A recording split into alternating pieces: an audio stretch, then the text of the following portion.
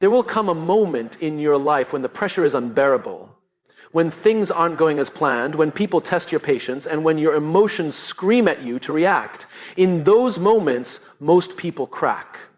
They lash out, they panic, they make impulsive decisions they later regret. But the strongest, the most disciplined, the most effective people in the world, those who lead, inspire, and succeed, have mastered one skill: controlling their emotions and thinking clearly under pressure. Pressure doesn't change you, it reveals you. When the weight of expectations, challenges, and uncertainty bears down on you, who you truly are comes to the surface. It's easy to appear confident when everything is going well. It's easy to be patient when no one is testing you. It's easy to feel in control when there's no real challenge in front of you. But the moment pressure enters the equation, all illusions are stripped away. Think about it. How often have you seen people handle stress poorly? Maybe it was a leader who lost their temper in a crisis, a teammate who crumbled under pressure, or even yourself, reacting in a way you later regretted. In those moments, it wasn't the situation that made them that way. It was the situation that revealed what was already inside them. Pressure is the ultimate truth teller. It doesn't create weakness, it exposes it. And that's why the most important thing you can do is pay attention to how you respond when things get difficult. If your first instinct under pressure is to panic, that's an opportunity for growth. If your immediate reaction is anger or frustration, that's a sign of where you need to improve. If you shut down, avoid the problem, or react impulsively, that's not the situation forcing you to be that way. It's a reflection of who you currently are. But here's the good news. Just because pressure reveals who you are today doesn't mean you can't change who you become tomorrow. Look at the greatest leaders, the most respected individuals, and the most successful people in any field. They all have one thing in common. They have trained themselves to remain calm, composed, and clear-headed under pressure. They weren't born that way. They weren't magically gifted with the ability to handle stress better than others. They built it through self-awareness, discipline, and constant practice. The key is understanding that pressure is a test. And just like any test, you can prepare for it. You can develop the ability to stay composed. You can train yourself to slow down, think clearly, and respond with intention instead of emotion. But the only way to do that is to first acknowledge where you are. Start paying attention to your emotional triggers. What situations make you feel overwhelmed? What kind of pressure causes you to react instead of respond? Is it tight deadlines, difficult conversations, unexpected problems? Once you know what gets to you, you can start working on it. A great exercise is to put yourself in controlled moments of pressure regularly. Push yourself outside your comfort zone. If you avoid difficult situations, you'll never get better at handling them. Seek out challenges that force you to stay composed. Whether it's public speaking, physical endurance, or high-stakes decision-making, the more you expose yourself to pressure in small ways, the more prepared you'll be when the big moments come. Another important step is shifting your mindset. Most people see pressure as something to fear, something negative. But what if you started seeing it as a privilege? Pressure means you're in a position that matters. It means you have an opportunity to grow. It means people trust you with responsibility. The best performers don't wish for less pressure, they train to handle more of it. And finally, remember that how you handle pressure doesn't just impact you, it affects everyone around you. If you're a leader, your team looks to you in tough moments. If you're a parent, your children learn from how you react. If you're part of a group, your ability to stay calm influences the entire dynamic. You are either someone who brings clarity in chaos or someone who adds to the confusion. So the next time pressure hits, stop for a moment. Recognize that this is your test, this is your moment to show who you really are. And if you don't like the answer, use it as fuel to become better, because pressure doesn't make you, it reveals you. And the choice of who you become is yours. In moments of stress, frustration, or high stakes, your natural instinct is to react immediately. The problem is that reactions are often driven by emotion, not logic. A quick, unfiltered response can lead to regret, conflict, or even failure. But there is a powerful tool that can change everything: the pause. Pausing before you react is the difference between saying something you'll regret and choosing words that build trust. It's the difference between making a rash decision in the heat of the moment and making a smart decision that serves you in the long run. It's the difference between losing control and staying composed. Most people don't pause, they let their emotions dictate their actions. They fire back in an argument, they lash out when frustrated, they make impulsive choices just to relieve the pressure they feel in the moment. And later, when things calm down, they see the damage their reaction caused. They wish they had handled it differently. They realize they let the moment control them instead of taking control of the moment. But here's the truth: you always have the power to pause. No matter how intense a situation feels, no matter how much someone provokes you, no matter how urgent a problem appears, there is always a moment, however small, where you can stop, breathe, and choose your response. And that single moment of restraint can change everything. Think about a time when you reacted too quickly and regretted it. Maybe it was an argument where you said something hurtful. Maybe it was a business decision made out of panic instead of strategy. Maybe it was a simple moment of frustration where you let your emotions take over. Now imagine if you had just paused. Imagine if you had given yourself a few extra seconds to think, to calm down, to see the bigger picture. Would your response have been different? Would the outcome have been better? Pausing gives you control. It allows you to separate emotion from action. It gives your brain time to process what's really happening instead of being hijacked by stress or anger. It helps you shift from reacting instinctively to responding intelligently. And the more you practice it, the stronger your self-control becomes. So how do you build the habit of pausing? First, recognize your emotional triggers. Pay attention to the moments that make you feel pressured, defensive, or overwhelmed. Is it criticism, tight deadlines, confrontation? The more aware you are of what pushes your buttons, the easier it will be to catch yourself before you react. Second, use physical cues to slow yourself down. When you feel your heart rate increasing, when your muscles tense, when your voice wants to rise, these are signs that you need to pause. Take a deep breath. Count to 3. Shift your focus from reacting to observing. The physical act of slowing down signals to your brain that you are in control. Third, ask yourself one simple question. What's the best response for the long term? Not the most satisfying response in the moment, not the easiest response, but the one that will serve you best in the future. When you think long term, you make better decisions. And finally, remember that pausing is not weakness, it's not hesitation, it's not backing down. It's a deliberate strategic move that puts you in charge. The strongest people in the world, leaders, negotiators, elite performers, don't react impulsively. They pause, assess, and respond with intention. Everyday life will present you with moments where you have a choice. React emotionally or pause and take control. The more you master the pause, the more power you gain over your emotions, your decisions, and your future. Because in that brief moment between impulse and action lies the difference between regret and wisdom. The way you see a situation determines how you respond to it. Most people believe that stress, pressure, and challenges are problems to avoid, but what if they weren't? What if the very thing you see as a struggle is actually an opportunity? What if the obstacle isn't blocking your path? It is the path. Reframing the situation is one of the most powerful skills you can develop. It means shifting your perspective, changing the way you interpret events, and finding meaning in the struggle instead of being consumed by it. The best performers, leaders, and thinkers don't experience less stress than others. They just see it differently. Instead of thinking this is too hard, they think this is making me stronger. Instead of saying, I'm nervous, they say, I'm excited. Instead of seeing a setback as failure, they see it as a lesson. Imagine two people facing the same challenge. One sees it as a roadblock, gets frustrated and gives up. The other sees it as a test of resilience, a chance to grow and keeps pushing forward. Same situation, different mindset, completely different outcome. The difference isn't in what happens, it's in how it's perceived. Your brain responds to what you tell it. If you frame a situation as overwhelming, your body reacts with stress, panic, and fear.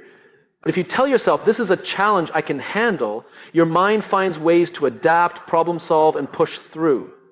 Reframing isn't about ignoring reality or pretending things are easy. It's about choosing the most effective way to interpret what's happening. One of the best ways to reframe a situation is to ask better questions. Instead of asking, why is this happening to me? Ask, what can I learn from this? Instead of thinking this is unfair, ask, how can I use this to my advantage? Instead of seeing stress as something negative, recognize that it's a sign that you're growing, that you're in a position that matters, that you have an opportunity to rise to the occasion. Think about the times in your life when you've faced adversity. Maybe it was a failure, a personal setback, or a time when nothing seemed to go right. In that moment, it probably felt like a disaster. But looking back, wasn't there something valuable in that experience? Didn't it teach you something, make you stronger, or lead to a better opportunity? The problem is that most people don't recognize this while they're going through it. They only see it in hindsight. But what if you could reframe situations in the moment instead of waiting years to appreciate them? That's the power of shifting your perspective.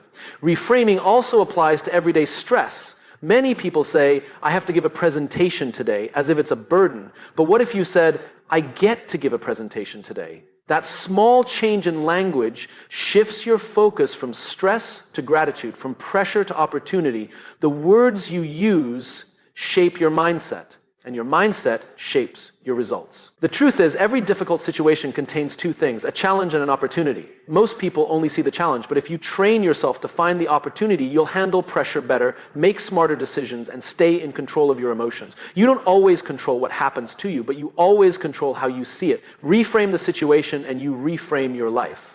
When stress, pressure, or fear takes over, your mind can feel like a storm racing, thoughts, heightened emotions, and an overwhelming sense of urgency. In those moments, it's easy to believe that your thinking is out of your control. But what if the key to regaining control wasn't in your thoughts at all?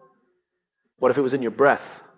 Most people underestimate the power of their breathing. It's automatic, something we do thousands of times a day without thinking, but what many don't realize is that the way you breathe directly affects the way you think, feel, and react. When you're stressed, your breathing becomes shallow and rapid. This signals to your brain that something is wrong, triggering a fight or flight response. Your heart races, your muscles tense, and your ability to think clearly disappears. Suddenly, small problems feel massive, and logical thinking is replaced by emotional reaction. But here's the secret. Just as stress changes your breathing, you can change your breathing to control stress. By slowing down your breath, you send a different message to your brain. You tell it that you are in control, that there is no immediate danger, that it's time to shift from panic to clarity. Your heart rate slows, your muscles relax, and your thoughts become sharper.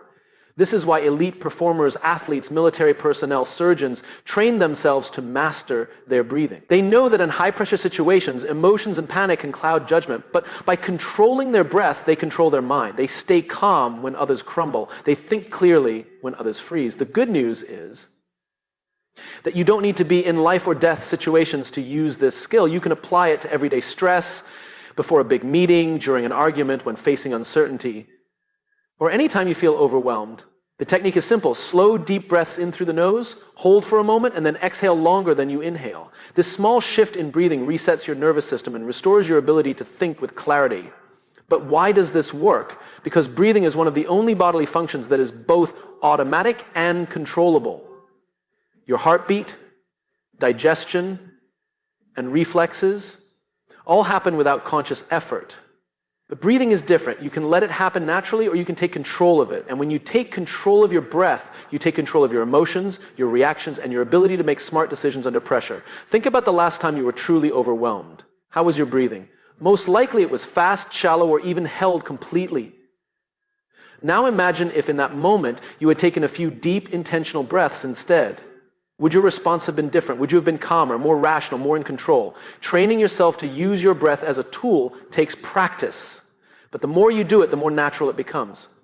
The next time you feel tension building, stop and focus on your breath. Slow it down. Make each inhale deep and each exhale controlled. Within seconds, you will feel the shift, not just physically, but mentally. In a world full of distractions, pressures, and constant demands, the ability to stay clear-headed is a superpower. And the secret to that superpower is already within you.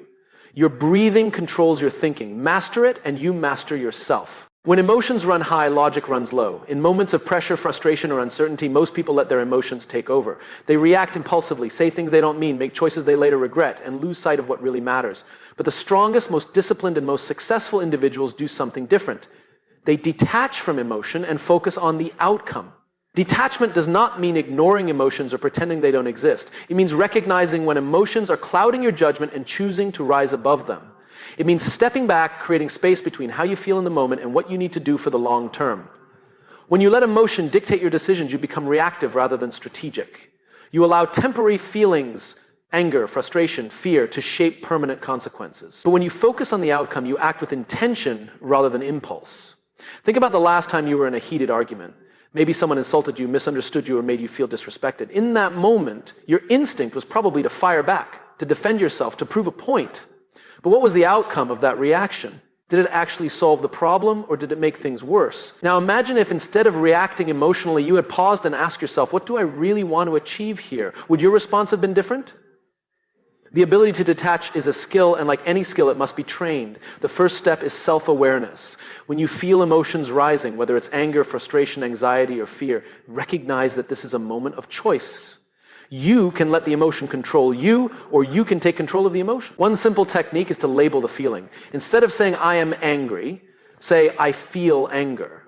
This small shift creates distance. It reminds you that emotions are temporary states, not permanent conditions. You are not your emotions, you experience emotions, and that means you can manage them.